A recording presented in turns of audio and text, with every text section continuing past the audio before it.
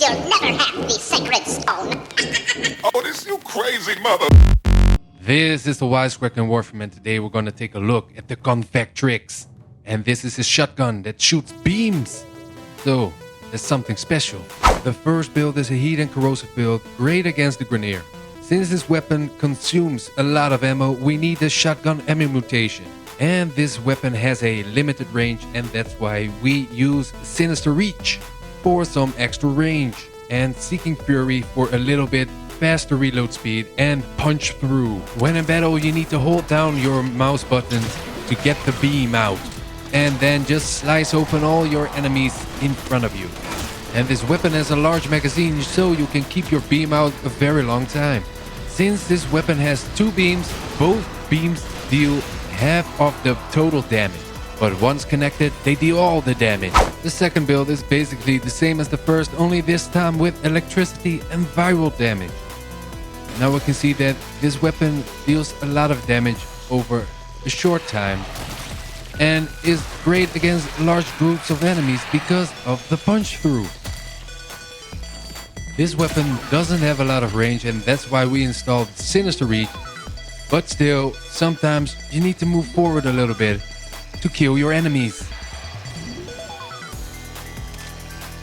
And since this weapon slices and dices, your enemies will end up like this. And last but not least is a blast and slash build with the combustion beam mod installed.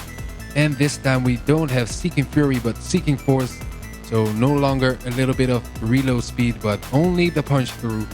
Of course the shotgun ammo mutation, but the combustion beam, which will be dealing 600 extra damage and will blast our enemies away. So let's first check it out against these infested.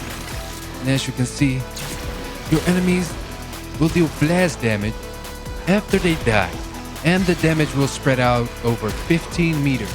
But the extra blast damage doesn't have the knockdown or stunning effect, and that's why we put the blast damage on the weapon itself, so your enemies get knocked down, and when they die, they do some extra blast damage. The effect can be seen as a lesser molecular prime, so against weaker enemies,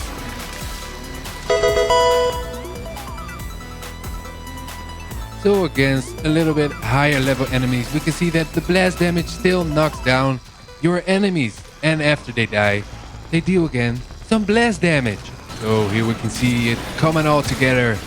Of course, we got the beam that can be shot all the way through because of the large magazine.